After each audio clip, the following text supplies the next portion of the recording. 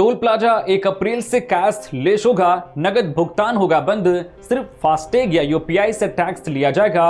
अभी 25 टोल पर ट्रायल शुरू।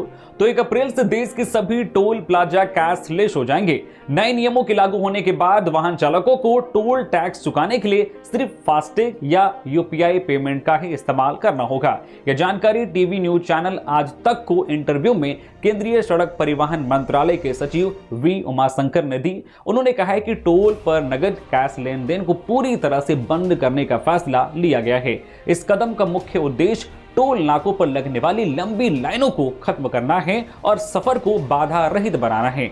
इस नो स्टॉप सिस्टम का पायलट प्रोजेक्ट फिलहाल देश के 25 टोल प्लाजा पर टेस्ट किया जा रहा है। हालांकि अभी आधिकारिक नोटिफिकेशन आना बाकी है। केंद्रीय सड़क परिवहन और राजमार्ग मंत्रालय इस डिजिटल बदलाव को लागू करने के लिए अंतिम रूप दे रहा है। वर्तमान में फास्टैग अनिवार्य होने के बावजूद कई जगहों पर कैश लेन देन होते हैं। डिजिटल पेमेंट ना करने वाले वाहनों के कारण जाम की स्थिति बनी रहती है। कैश बंद होने से गाड़ियों को टोल बूथ पर रुकना नहीं पड़ेगा। डिजिटल ट्रांजैक्शन को बढ़ावा देने के अलावा सरकार इसके जरिए 3 प्रमुख टारगेट पूरा करना चाहती है। पहला, फ्यूल की बचत। टोल प्लाजा पर गाड़ियों के बार बार रुकने और चलने के कारण भारी मात्रा में डीजल और पेट्रोल की बर्बादी होती है। कैश खत्म होने से या बचत होगी। दूसरा, पारदर्शिता।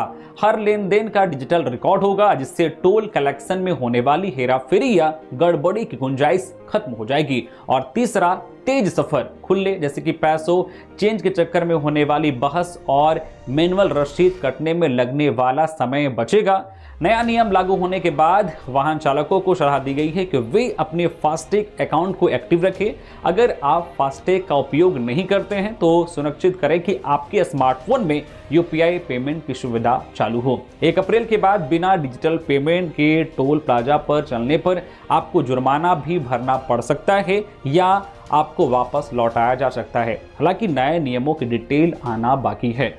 तो सरकार 1 अप्रैल से फास्टैग को लेकर जो है बड़ा बदलाव करने जा रही है कि कैश को पूरी तरह से खत्म करने पर विचार किया जा रहा है। तो और भी खबरों से अपडेट रहने के लिए न्यूज झारखंड चैनल को सब्सक्राइब करें। साथ ही हमारे तमाम सोशल मीडिया हैंडल से कनेक्ट रहें। धन्यवाद।